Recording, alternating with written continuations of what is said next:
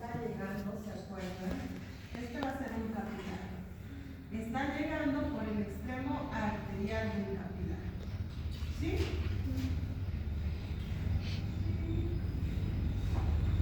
Va a salir por el extremo venoso.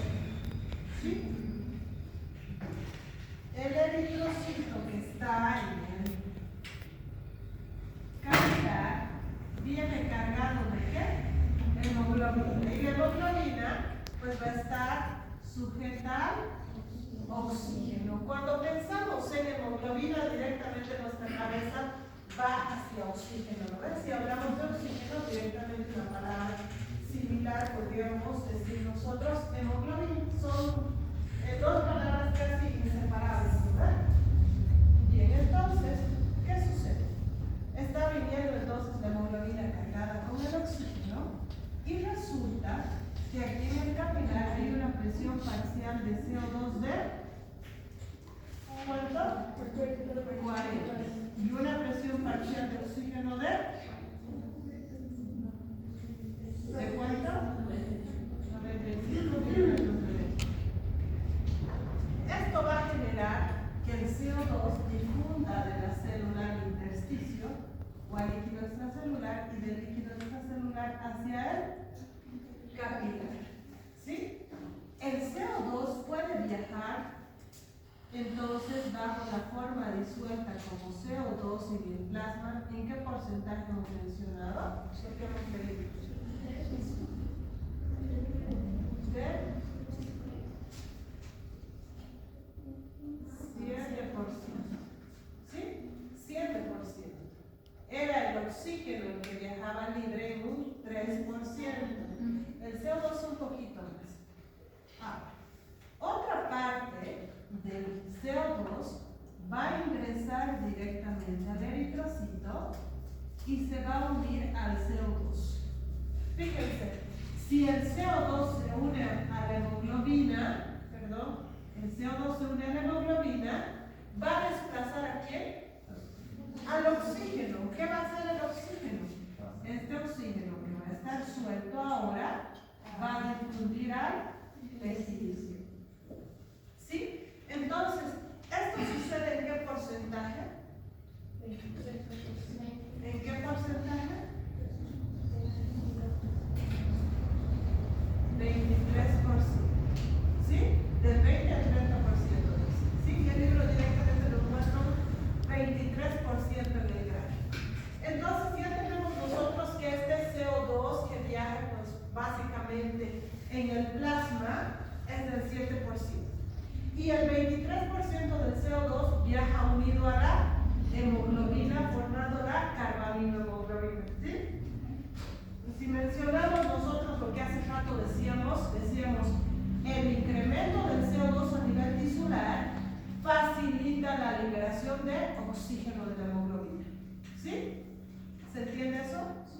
Bien. Ahora, ¿qué pasa con el 70%? Resulta que esto es un poquito más complejo. ¿Por qué?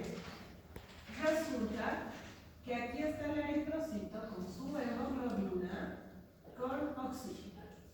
Y viene todavía otro CO2. ¿Qué hace este CO2? Voy a poner ejemplos que no necesariamente tienen que poner en los exámenes. Cuando ponen en los exámenes a veces es todo el relato de la novela. ¿Sí? Entonces resulta que este CO2 que ha entrado con la intención de unirse a la hemoglobina para desplazar al oxígeno. Pero resulta que esta hemoglobina le es fiel al oxígeno. ¿Sí? Y no quiere estar a su oxígeno. No se deja impresionar por el dióxido de carbono. ¿Sí? Pero este dióxido de carbono está empecinado en unirse a la hemoglobina. ¿Qué es lo que va a hacer? Se va a unir con el agua. Y ahí va a estar, pues básicamente, una enzima que se llama anhidrasa carbónica. ¿Sí? La anhidrasa carbónica, sí, pues básicamente va a felicitar al CO2 por unirse con el agua. ¿Y va a formar qué cosa? Ácido carbónico. ¿Sí? El ácido carbónico hidrogeniones y el bicarbonato. Ahora resulta que este hidrogenión sí ha captado la mirada de la hemoglobina, ¿sí? Cuando estaba como CO2, la hemoglobina no le estaba haciendo caso, pero ahora quedó impresionado la hemoglobina, ¿sí? Así son, ¿no? Nada más se fue al salón de belleza y ya. Entonces, ¿qué hace la hemoglobina? Se une al hidrogenio. Se unió al hidrógeno. ¿Qué va a hacer el oxígeno? ¿Creen que se va a quedar ahí mirando como la hemoglobina? El oxígeno se va a liberar de la hemoglobina y le dice, bueno, quédate con tu hidrógeno si tú quieres, pero yo me voy de aquí. ¿Sí? ¿Hacia dónde se va? Hacia el tejido, ¿verdad?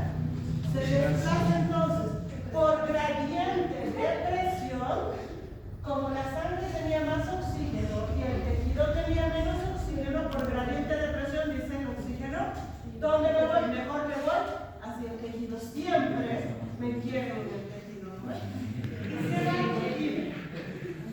¿Qué creen que pasa con este pobre bicarbonato? Solamente lo utilizaron. ¿Sí? ¿Qué va a hacer el bicarbonato? Se quedará mirando la relación entre la hemoglobina y el hidrogenio.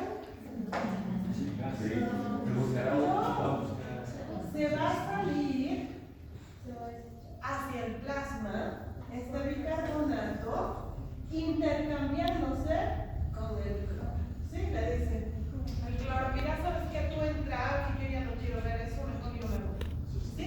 Sale el bicarbonato y entra el cloro. ¿Sí? Entra el cloro. Entonces el bicarbonato está circulando en plasma. Esta es la forma de transporte del CO2 en un 70%. La mayoría del CO2, la mayor parte del CO2, el 70%, va hacia los pulmones bajo la forma de bicarbonato. ¿Sí? Porque ya han visto, el CO2 se juntó con el agua, formó ácido carbónico que se disoció, el hidrógeno fue a unirse a la hemoglobina desplazando el oxígeno y el bicarbonato se salió del eritrocito hacia el plasma. ¿Sí?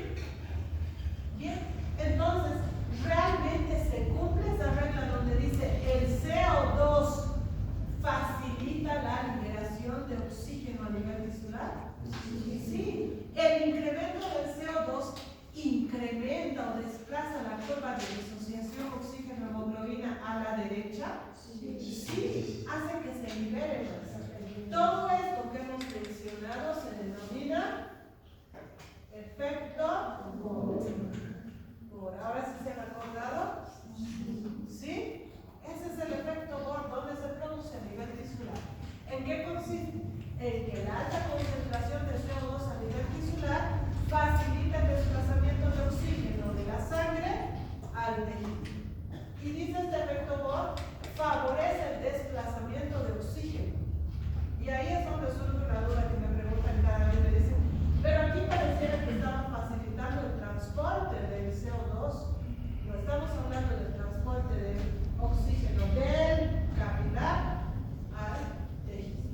¿Sí? Entonces el efecto Bohr sí favorece el transporte de oxígeno del capilar al tejido. ¿Sí? Bien, entonces continuamos la novela, no podía terminar hace rato la novela. ¿O sí? Lo dejamos ahí. Ahí, pero se va a quedar sufriendo el oxígeno, todavía está enojado y estaba casada con la hemoglobina. ¿Qué? Entonces,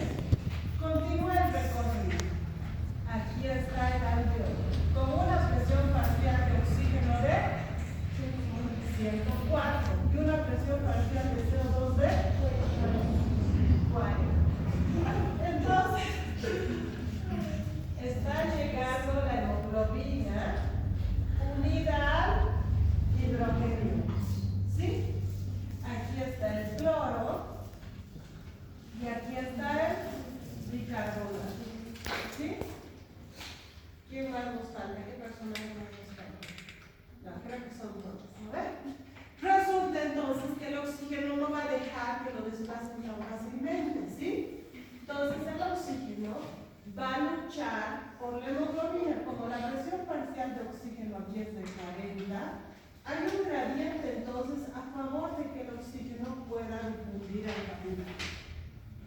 Y el capilar entra directamente al eritrocito y reclama su lugar al lado de la hemoglobina. Total, el oxígeno y la hemoglobina estaban casados, ¿no?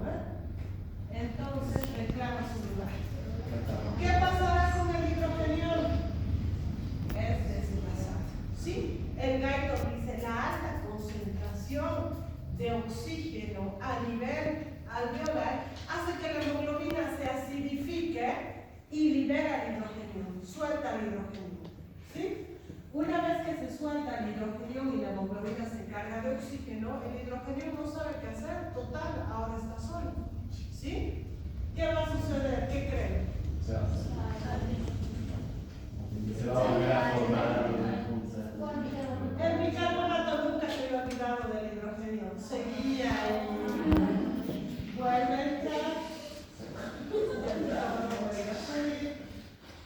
El hidrogenio se junta otra vez con el bicarbonato que le dice, ya, si te has dejado, no importa, yo siempre te quería. ¿Sí? Otra vez se vuelven a cruzar. Y bueno, pues el hidrogenio, como está solo, se junta otra vez con su bicarbonato. Y por acción de la librasa carbónica forma ácido carbónico. ¿Sí? Entonces aquí ya tenemos la hemoglobina unida al oxígeno y tenemos el ácido carbónico. El ácido carbónico se disocia en agua y CO2. El CO2, por diferencia de presiones, difunde hacia el capilar, hacia el alveolo, perdón. ¿Sí? Entonces, todo esto que hemos visto se denomina efecto Aldal. ¿Sí? Entonces, son dos efectos complementarios. ¿El efecto cuál dónde se produce?